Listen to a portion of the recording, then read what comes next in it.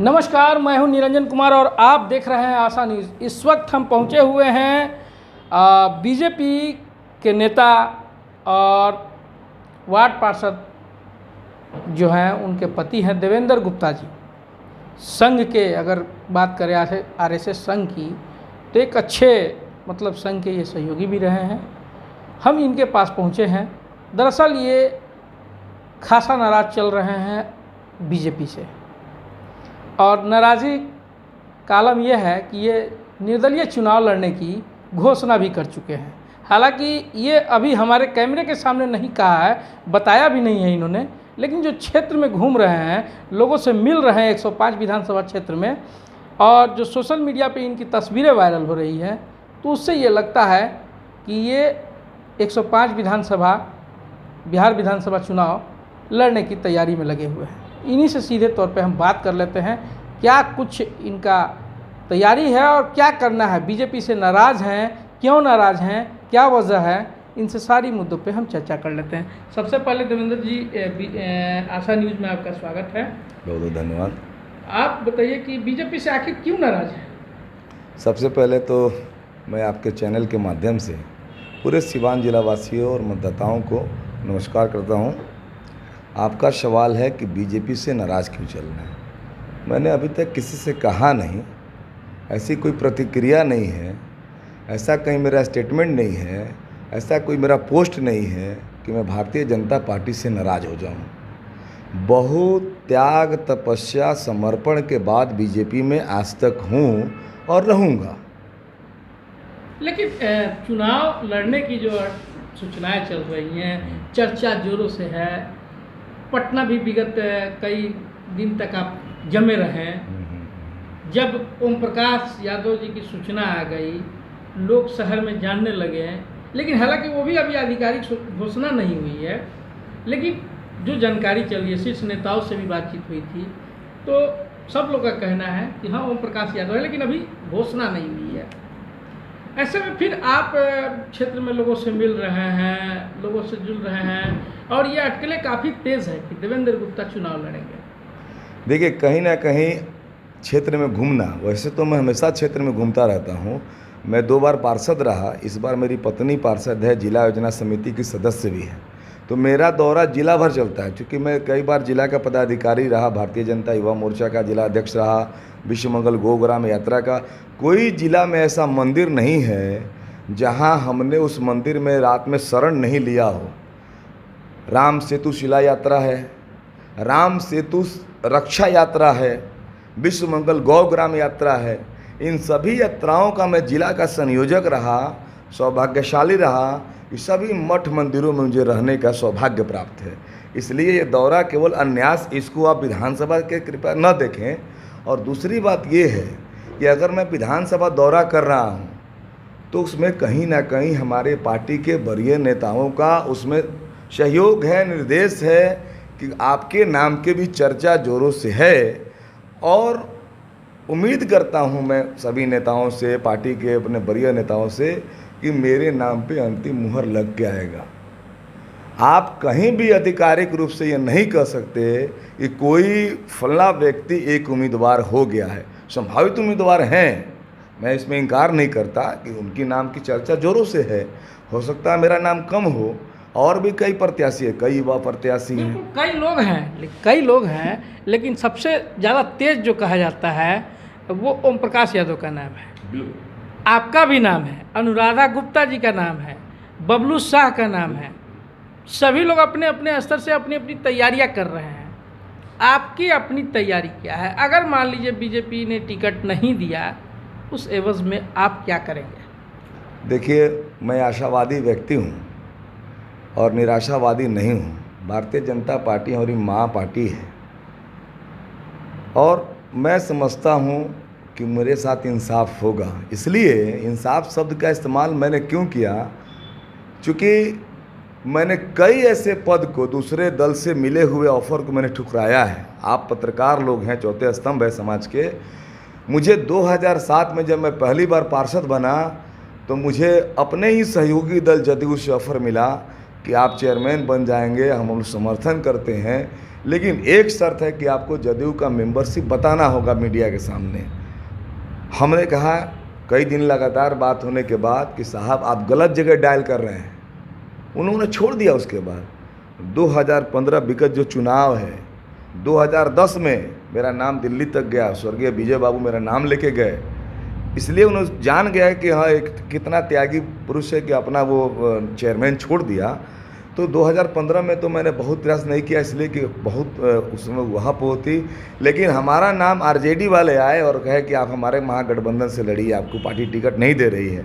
हमने कहा कि ऐसा नहीं है, मैं उस पार्टी से टिकट नहीं लड़ सकता, इसलिए कि विचारधाराओं में हमारा मेल नहीं है। हालांकि उसके बाद मैंने एक अन्यास में कह दिया कि बिहार में संभावित मुख्यमंत्री, मुझे लगता है चूँकि मैं एनडीए के सिपाही होने के बावजूद लगा था कि मुख्यमंत्री नीतीश कुमार होंगे। उस समय सुशासन पे उनका विश्वास था जनता में, तो मैंने कहा कि जदयू होता तो विचार करता।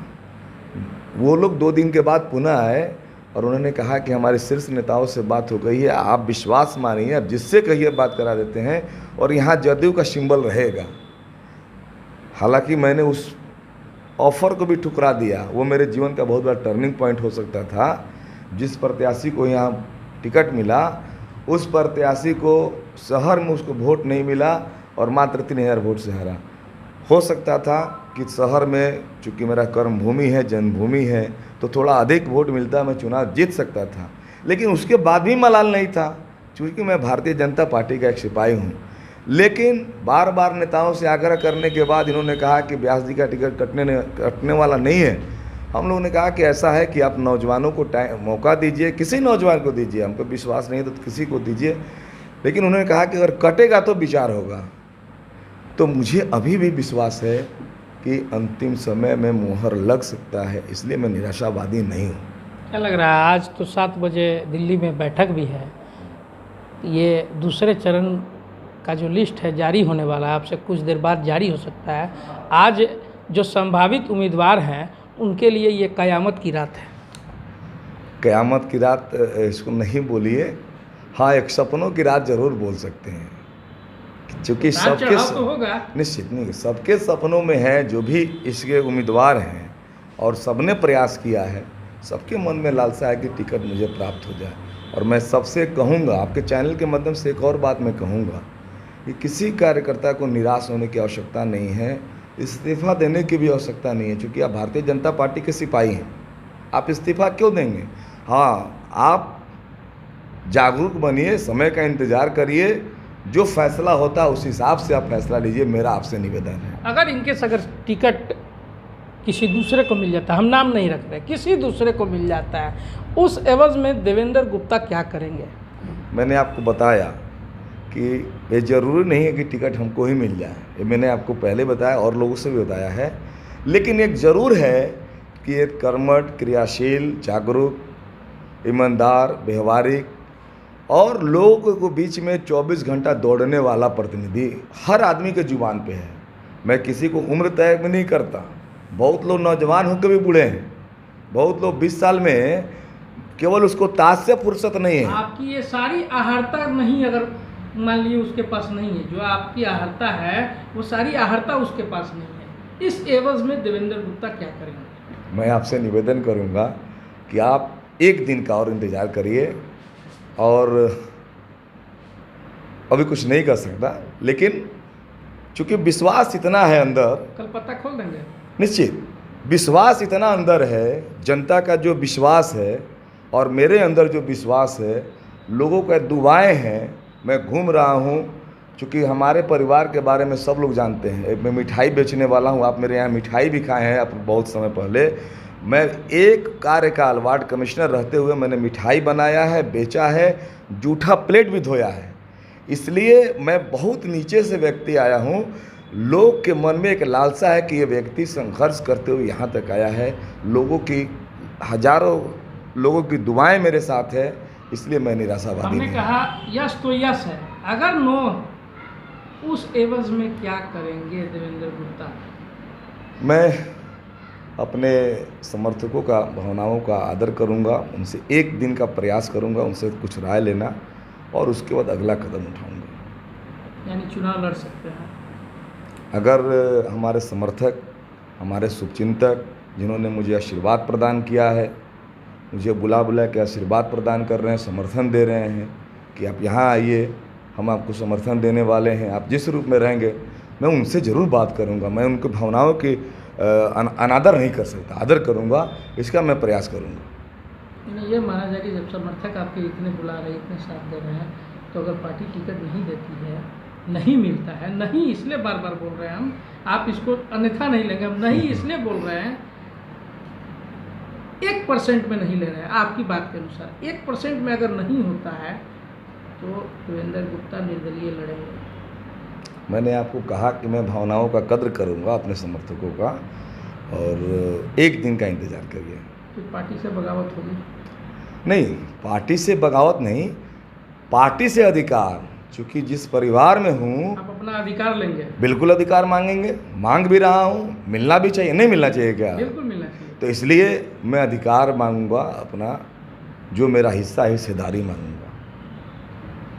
बिल्कुल, तो ये थे देवेंद्र गुप्ता जो साफ तौर पे कह रहे हैं कि बीजेपी से मैं अपना अधिकार मांगूंगा, और अधिकार इनका लाजमी है क्योंकि इतने सालों से सेवा करते आ रहे हैं और पार्टी के हित में दिन को दिन, रात को रात, बारिश को बारिश, इन्होंने कुछ नहीं देखा और लगातार मेहनत करते आ रहे हैं। ऐसे में पार्टी अगर इन्हें टिकट नहीं देती है तो जनता का समर्थन अगर मिलेगा, जनता इनका सहयोग करेगी, अगर जनता मालिक है, जनता कुछ भी कहेगी, चुनाव लड़ने के लिए कहेगी, तो निर्दलीय चुनाव लड़ सकते हैं।